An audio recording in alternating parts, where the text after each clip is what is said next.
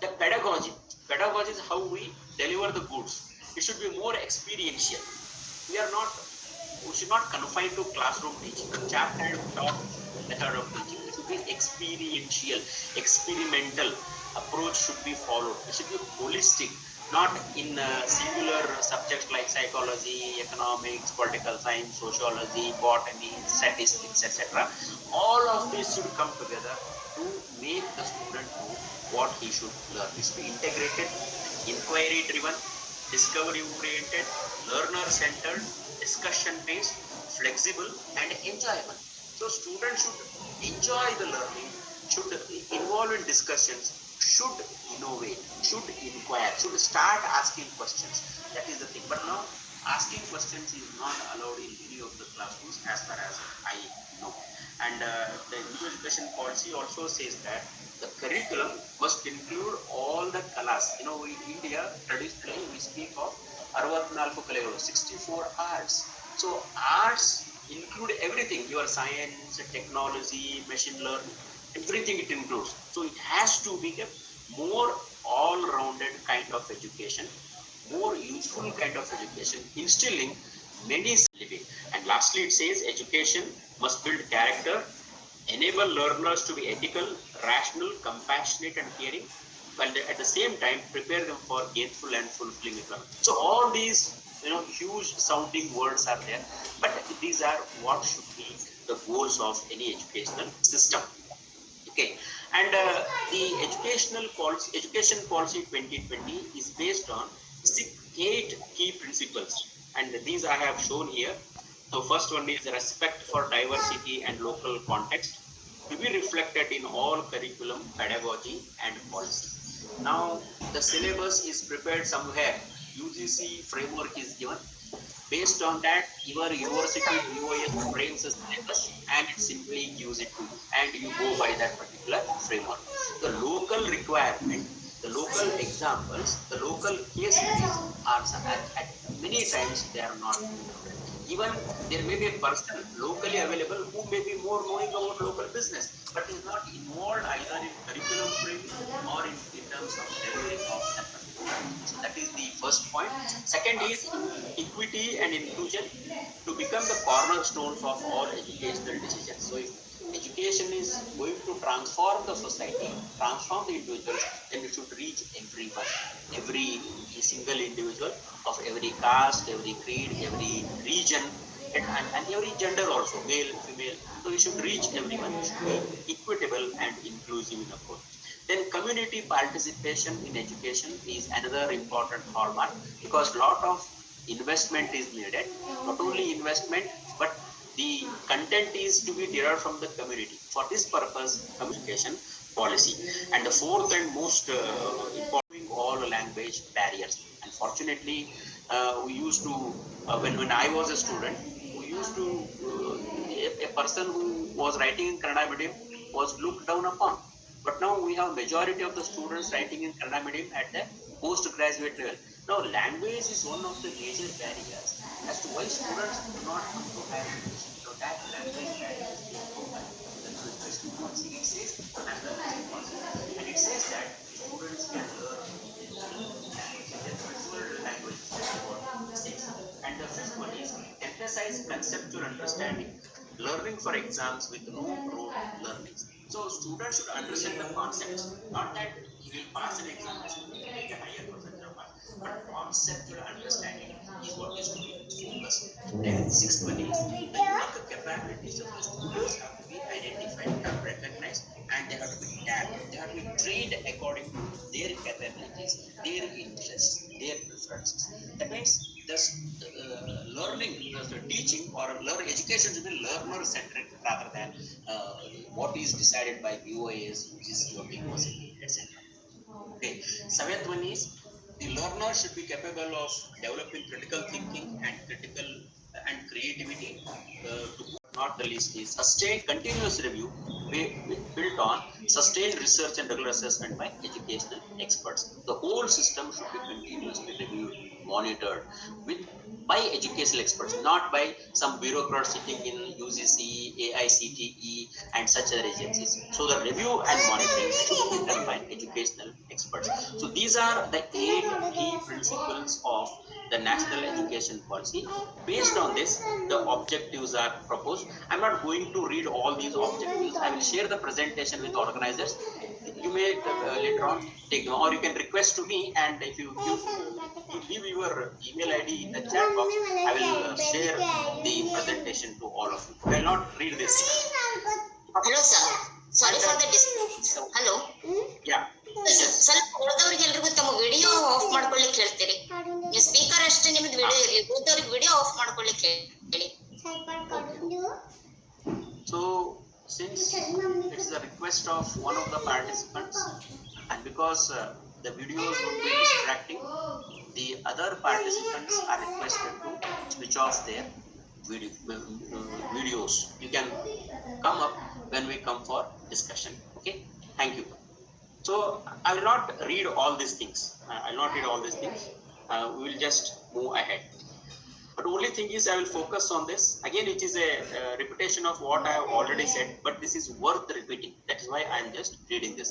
So what are the learner objectives as proposed in the National Education Policy? First one, to develop good, thoughtful, well-rounded and creative individuals. I explained this. Then secondly, to study one or more specialized areas of interest at a deep level, and also develop character, ethical and constitutional values, intellectual curiosity, scientific temper, creativity, spirit of service. So I have again explained this. One thing is, now the student has the option of studying one or more specialization. That is the change we have to know. Then third one is to create a range of disciplines, including sciences, social sciences, arts, humanities, languages, as well as professional, technical and vocational subjects. Let me tell you, NEP aims at setting up multidisciplinary institutions. Unlike the unidisciplinary institutions, now what we know, for example, we have only a commerce college, we have only law university, we have only women's university, only Canada. No, henceforth, no higher education institution will be a unidisciplinary institution. It will be a multidisciplinary institution which will offer as many subjects, as many courses to the students as possible across the categories: sciences, social sciences, technology, then performing arts, etc. Languages also. So all will be there. So that student will have a range of choices to choose from based on his interest. That is the third objective. Fourth one is to prepare students for more meaningful and satisfying lives and work roles and enable economic independence. I already told that. And to develop holistic individuals by incorporating an identified set of skills and values at each stage of learning from preschool to higher education. Now again, let me spend a minute or two on this. Now so far what happened? Up to 12th, the education was integrated. The syllabus frame was integrated thanks to NCERT. So what the student learned at lower level was not repeated at the +1 or +2 level. But what happened in case of higher education is, if you look at our own BA and MSc level, there is a lot of repetition. What students learned at BA level was again repeated at the MA level. So there was no advancement of a particular kind. So in a way, there was no integration. There was no integration. Students did not learn the modern modern developments in a more detailed manner. Now this is going to change right from preschool level. Let me say from nursery level till the completion of his education, he will not repeat what he had learned earlier. So there will be a continuity and there will be an integration of learning atmosphere. So this is what is another important change. Now these are the basic cornerstones which I have mentioned earlier. Again, I'm not going to explain all those things, but I will read it for your benefit because maybe the slide is not visible. The first one is rationalized institutional architecture for higher education. The institutional architecture of higher education is going to be rationalized. For instance, henceforth they say there will be 3 types of institutions, especially universities. One is research intensive university, teaching intensive university, and affiliating universities. So these will be the 3 types of institution, and accordingly one has to develop. Even for colleges also, there will be large colleges, or they say higher education institution, it doesn't say college, it say higher, will grow into such a size where it will have minimum of 3,000 students, minimum of 3,000 enrollments. That means, and such institutions, because of the scale, it will have its own advantage, because it can run a number of courses, it can manage the resources well, etc. Now, how they are going to do that, only time will have to tell. What about the smaller colleges? Will they be closed down, or will they be affiliated to a cluster college? So that still it is in the discussion. We will have to wait for few more days to come. So secondly, that's what I said, multidisciplinary holistic education and called as Higher Education Commission of India, HECI. Then as far as undergraduate education is concerned, now it is merged with PG education. Now there will be no differentiation between UC and PG. So UC will be a 4 years. The fourth year would be making the learner eligible to get a master's program. And if he writes a research project, if he writes a research dissertation, even he can also get a PhD. That is what is the situation. Then a national research foundation will be set up for providing competitive peer review research grants. It will be available to all the individuals who apply if the proposal is genuine, if the proposal is worth, and if the proposal is going to deliver some noted results. Then phasing out of the system of affiliated colleges for a period of 15 years through a system of graded autonomy. Now, affiliation is one of the most worst barrier as far as college education is concerned, because you are not free to start your courses, you are not free to increase enrollment, you are not free to change your pedagogy, change your assessment pattern, everything you have to follow what the university says. Now that is going to change. The colleges will be given autonomy. Of course, immediately it will not be done. There will be called as graded autonomy in the period of 15 years. So each institution will be autonomous. Each teacher will be autonomous. So autonomy would be built into the system for taking up the education. Then, as I mentioned, 4 years multidisciplinary bachelor's program with preferred options. That is, whatever option the student wants, he can definitely go in for that. Mysore University, etc. The names will change, and the names will be based on their performance. For example, institution of excellence, that institution of reputation, like that. Some other names will be given rather than this particular kind of names. And one of the overarching objective of NEP is to raise the gross enrollment ratio to 50% by 2035. Now, if you in the last 27 this month, in the beginning, the AISH data was released, and the AISH data says the current GER is 27%. And by 2035, it needs to be increased to 50%. And for this purpose, a lot of expansionary measures are suggested by the NEP.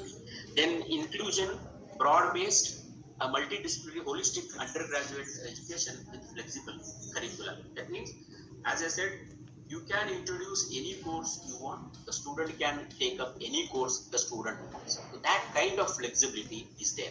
And not only unidisciplinary, but multidisciplinary. Last and very important component is there at the bottom corner, right hand corner. That is creation of an academic bank of credits and facilitating transfer of credit. You know, all of us have used credit cards, and when we use the credit cards, then what are called as points earned. These points can be accumulated and can be redeemed at any time, whenever we want. The same is introduced in academic bank of credits also. Now, because in the higher education, the students have option to exit at the third year with the degree program and fourth year with the PG program. So in this scheme of multiple exits options, a student can exit this year at the first year, earn credit, and after some years, after working or after doing certain things, he may think of joining for the second year. So those credits he can redeem at that particular point. Not only that, first year he can study in Karnataka, second year he can go to some other country, or even some other state, some other institution. So there he can redeem those particular points. So he can earn, accumulate, and redeem points as and when he requires. This is another important point. The student will not lose if he has, for example, now what happens if I take BA1 And if I am not able to continue in BA2, BA3, now that BA1 is gone forever. When I take admission, I will take again for BA1 only. Okay, so now that particular point is not there. That particular defect is not there. That continues. So these are the cornerstones of the reforms in higher education that is contemplated in the national education policy. Now this is the same thing. I will not repeat that. So these are the outcome. So with this, what the NEP expects? What are the outcomes expected? Now, outcomes, it can be divided into 5 types. One is in terms of teaching. In terms of teaching, the focus will be on learning, relearning, and lifelong learning. To continuously learn. So we need to be lifelong learners first, then make the students lifelong learners. That's the first outcome. Second outcome is the flexibility of the whole system. Unlike rigidity which was there earlier, there will be flexibility in the whole system. Thirdly, there will be holistic and multidisciplinary education. Let me tell you, your BSc, BA, BCom, all will become very, very redundant now. So student will take one subject in arts, one subject from commerce, one subject from science, etc. So he will be given a generic degree that is being now thought of. It's not finalized, it is being thought of. He will be given a generic degree. So therefore, the silos that were there, the compartment that were there, now it is being broken.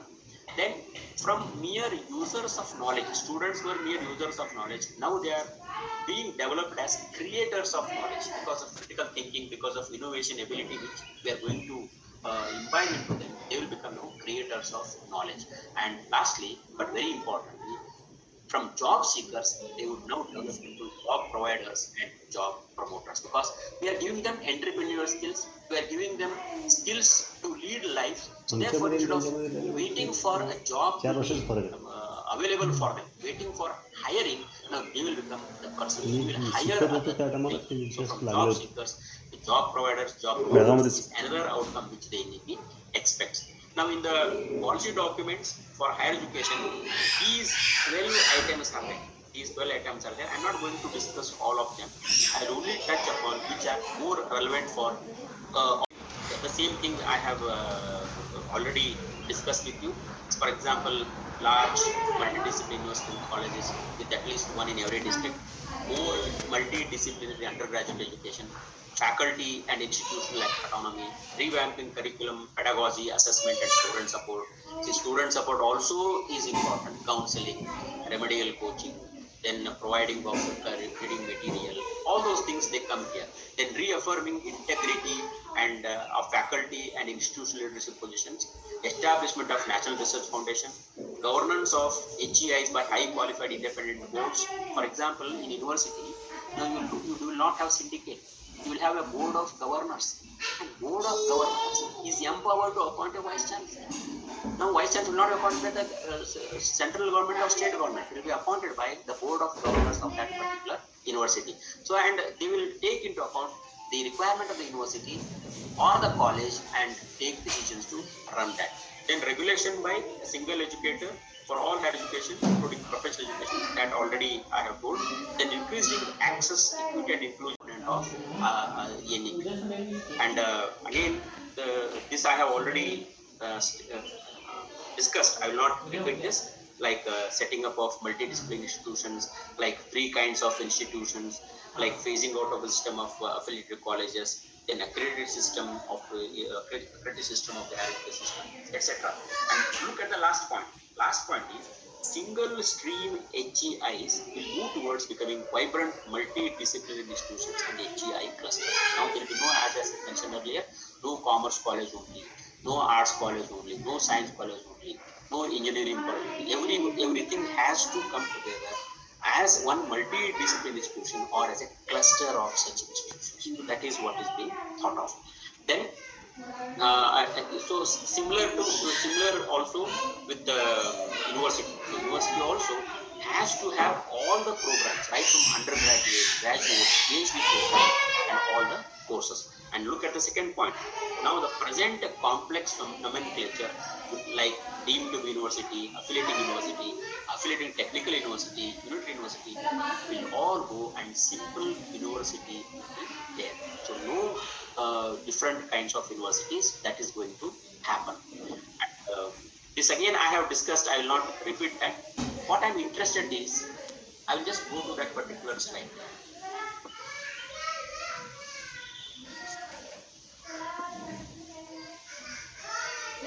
Yes. What are the changes that the NEP seeks? Now I have colored those respective aspects. What is the existing one and what the NEP contemplates. Now the existing system is system centric. Teacher is at the center of the whole system. So teacher, then curriculum, teaching, and assessment, everything is teacher centric. Is teacher centric. But now the NEP says that it will be learner centric. What the learner demands, what the learner expects, that we will have to deliver. And as far as curriculum is concerned, it was a top-down approach to framing of the curriculum. As I mentioned earlier, UGC used to give us framework, then we used to adapt it to our circumstance in the BOS and then give it to colleges. Now, no, the curriculum in the NEP will be a bottom-up approach, and it is more outcome-based. Outcome-based means what kind of skills the students will get. And an important change which the NEP has introduced is including Loka Vidya. Means if there are individuals here who are well versed in that particular skill, then they may be asked to come for framing of syllabus. For example, if there is a course on folklore literature, then you take a person who is expert in folklore in the local area. If you're framing a syllabus, say on business management, then take a business manager in the local area and use in terms of curriculum. And in terms of pedagogy, we know that chalk and talk was the most important or dominant method, with theory and practical separated. Now it is not so. It will be blended learning, it will be experiential learning with mandatory intervention. So practical has to be part of your teaching approach, and you will be looking into blended approach. Blended means you are including both the technology-enabled teaching, as online or whatever you call it, blended and experiential learning. That means you are focusing more on an experimental approach rather than simply the classroom approach. And internship is now mandatory. So, for example, if you design a course, as an economics teacher,